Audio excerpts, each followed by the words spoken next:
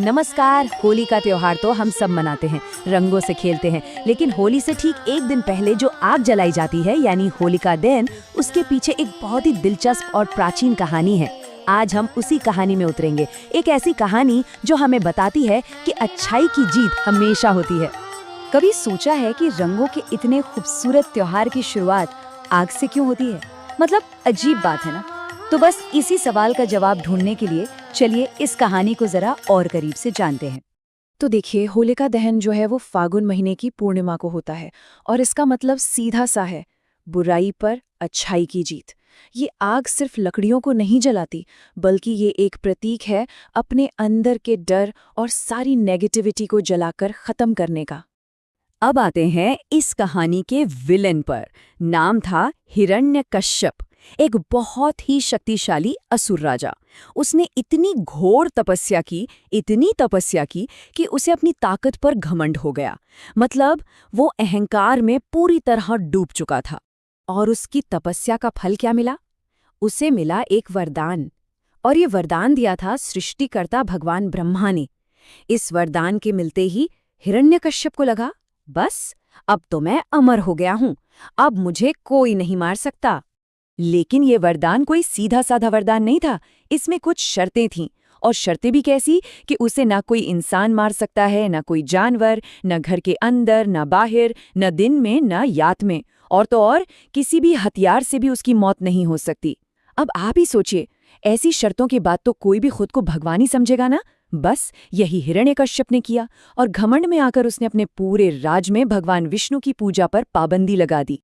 और कहानी में असली मोड़ यहीं से आता है। हिरण्यकश्यप का खुद का बेटा, जिसका नाम था प्रहलाद, वो भगवान विष्णु का सबसे बड़ा भक्त निकला। सोचिए, जिस राजा ने विष्णु की पूजा पर बैन लगाया, उसी का बेटा उनका सबसे बड़ा भक्त। बस यहीं से पिता और पुत्र के बीच एक बड़ी टकराहट की शुरुआत हो गई। यहाँ देखिए, दोनों के बीच का फर्क कितना बड़ा था। एक तरफ हिरण्यकश्यप, जो खुद को भगवान मनवाना चाहता था, जो विष्णु से नफरत करता था और जिसे सिर्फ अपनी ताकत और घमंड पर भरोसा था। और दूसरी तरफ था उसका बेटा प्रहलाद, जो पूरी श्रद्धा से विष्णु की भक्ति करता था, अपनी आस्था में बिल्कुल निडर था और सिर्फ भक्ति और धर्म को मानता था। यह टकराव, यही इस पूरी कहानी का दिल है। अब अपने ही बेटे की ये भक्ति देखकर हिरण्यकश्यप का गुस्सा 7वें आसमान पर पहुंच गया। उसने प्रहलाद को सबक सिखाने के लिए उसे एक के बाद एक कई भयानक जानलेवा परीक्षाओं में डाला। वो बस ये देखना चाहता था कि ये भक्ति कब तक चलती है। उसने क्या क्या नहीं किया। प्रहलाद को जहरीले सांपों से भरे गड्ढे में फेंक दिया, उसे विशाल हाथियों के पैरों तले कुचलवाने की कोशिश की, ऊंचे पहाड़ से नीचे फेंक दिया और यहां तक कि गहरे समुंदर में भी डुबो दिया।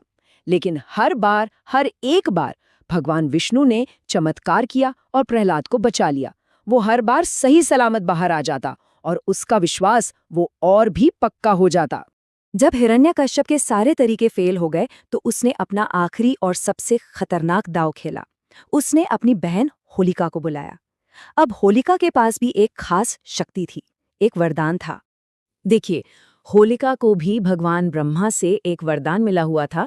उसके पास एक ऐसी जादुई शॉल या चादर थी जिसे ओढ़ने के बाद आग उसका कुछ नहीं बिगाड़ सकती थी। तो प्लान ये बना कि होलिका उस चादर को ओढ़कर प्रहलाद को अपनी गोद में लेकर एक जलती हुई चिता पर बैठ जाएगी। और अब सोचिए उस पल के बारे में। प्रहलाद को जलती हुई आग में बिठा दिया गया। मौत सामने खड़ी थी, लेकिन वो जरा भी नहीं डरा।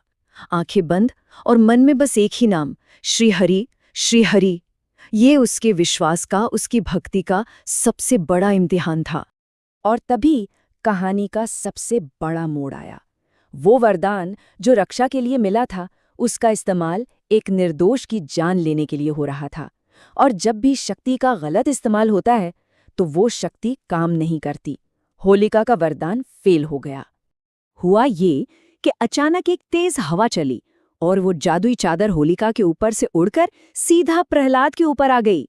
और नतीजा, होलिका, जिसे आग जला नहीं सकती थी, वो उसी आग में जलकर राख हो गई। और प्रहलाद, वो उस भयंकर आग से भी मुस्कुराता हुआ बाहर निकल आया।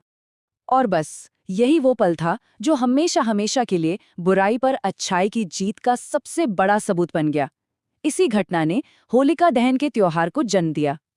अब देखते हैं कि ये कहानी आज हम जो होली मनाते हैं उससे कैसे जुड़ती है। तो देखिए, कनेक्शन कितना सीधा और गहरा है। आज हम जो होलिका दहन में आग जलाते हैं वो असल में उसी होलिका के जलने का प्रतीक है, यानी बुराई के अंत का प्रतीक। और अगले दिन जो हम रंग खेलते हैं वो प्रहलाद के बचने की यानी अच्छाई की जीत की खुशी का जश्न है।